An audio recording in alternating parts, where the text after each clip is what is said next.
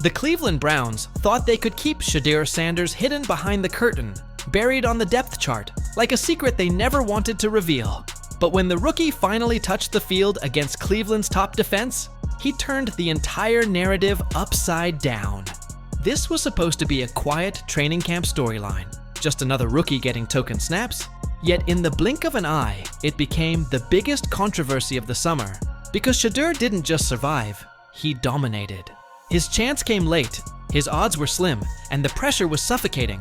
But instead of folding, he stepped into the spotlight with the confidence of a quarterback who belonged, shredding a defense stacked with Pro Bowlers and proving in one single practice that the Browns might already have their future franchise quarterback.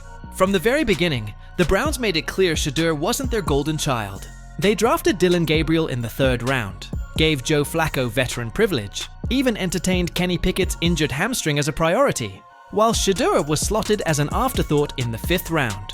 Owner Jimmy Haslam practically washed his hands of the pick, making it known he didn't want Shedeur in the first place.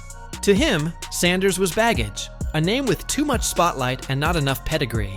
That was the narrative Cleveland wanted, but Shedeur was too good to stay buried.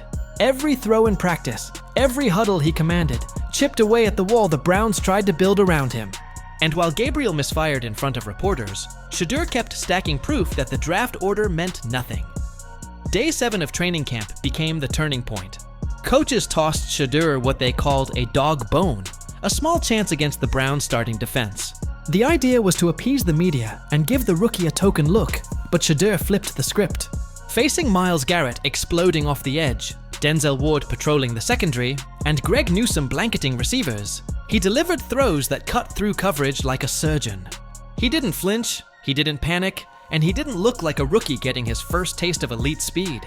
He looked like the calmest player on the field, reading, reacting, and delivering with precision. The defense expected to rattle him, but instead they found themselves on the wrong end of highlight throws that left fans buzzing. That so-called bone became a feast, and the coaches were forced to watch a 5th rounder do what their 3rd rounder hadn't done once all camp.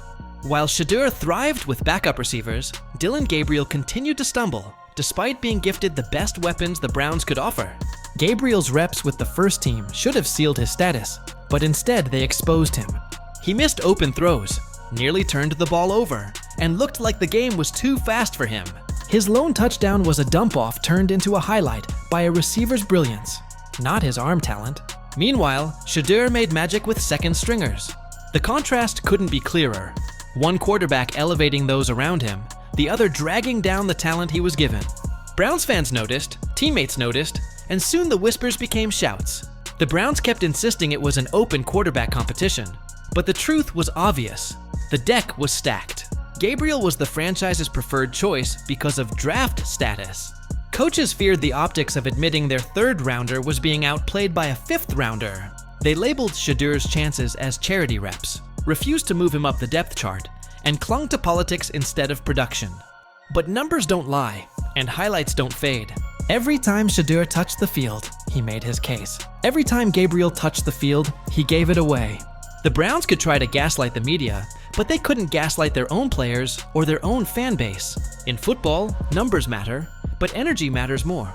And the energy in the Browns facility shifted the moment Shedeur started connecting with his teammates. On the sideline, players leaned forward when he stepped in.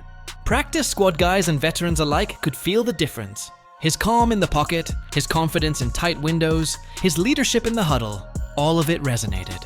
Gabriel, meanwhile, didn't inspire the same reaction. His plays ended in shrugs, not celebrations. Shedeur's ended in cheers, in wide eyes, in that unspoken recognition that leadership had arrived. You can't fake that. A locker room knows who its leader is long before the coaching staff admits it. And in Cleveland, that shift had already started. Jimmy Haslam tried to distance himself from Shedeur, telling reporters it wasn't his decision to draft him, throwing the general manager under the bus. That cowardly statement backfired spectacularly after Shedeur lit up the first-team defense. Fans dragged the owner online, mocking his attempt to disown the very rookie who was now outperforming everyone else in camp. Haslam thought he could bury the story, but instead he fueled it. His words became bulletin board material, a chip on Shedeur's shoulder, and proof to fans that the front office was more concerned with saving face than winning games. In Cleveland, optics had taken priority over results, and Shedeur's breakout exposed it all. National media outlets stayed quiet, focusing on Flacco's experience or Gabriel's potential, while ignoring the elephant in the room. If Gabriel had performed the way Shedeur did against the starters, ESPN would have run highlight packages non-stop. But when Sanders delivered, there was silence. That silence didn't come from lack of evidence. It came from narrative control. Shedeur wasn't supposed to shine. He wasn't supposed to threaten the established order. But the story was too big to ignore. Fans on social media flooded timelines with clips, dissected every throw, and demanded answers. The media might have stayed cautious, but the internet declared its verdict. The Browns had a star, and his name was Shedeur. By the end of camp, it wasn't a question of if Shedeur Sanders would be QB1, it was when. He had shown accuracy, composure, leadership, and production in limited opportunities, outperforming the hand-picked favorite at every turn. The locker room was behind him. The fans were behind him. Even the stats were behind him. The only thing holding back the inevitable was pride. The Browns front office didn't want to admit they got it wrong, but football has a way of forcing the truth. Sooner or later, Sanders would be the starter.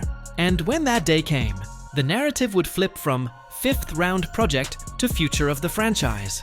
Shedeur Sanders came to Cleveland as an afterthought, a fifth-rounder buried on the depth chart, dismissed by the owner, ignored by the media, and handed scraps by the coaching staff.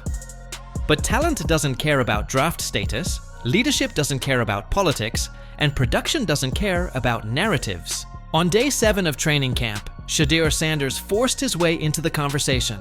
And now the Browns have a problem they can't hide. He isn't just a rookie quarterback. He is the spark Cleveland has been waiting for. He is the player the locker room rallies around. And he is the undeniable future of the franchise. The only question that remains is how much longer the Browns can deny what's right in front of their eyes. And here's the part the Browns don't want to hear. This isn't going away.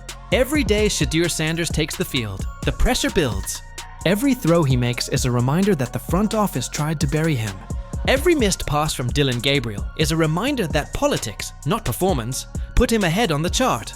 Fans see it, players see it. The city feels it, and if Cleveland ignores it much longer, they risk something even worse than admitting they were wrong. They risk losing the locker room. You can't tell grown men who the leader is supposed to be. They decide that for themselves. And right now, they've already decided. Shedeur commands respect not with words, but with plays, with consistency, with fire. The veterans don't need a press conference to know who the guy is. They see it every snap. And if the Browns coaching staff keeps pretending otherwise, the whispers in the locker room are going to turn into full-on noise. And once that happens, there's no silencing it. Fans won't forget Haslam's cowardly quote. They won't forget how Shedeur was treated like an afterthought. They won't forget the politics that tried to keep him down. But they will remember the throws, the poise, and the energy. They'll remember that the rookie nobody wanted became the quarterback everybody needed. And once Shedeur finally gets the chance he's earned, the same front office that buried him will try to rewrite history, pretending they believed all along. But Browns fans will know the truth. They always do.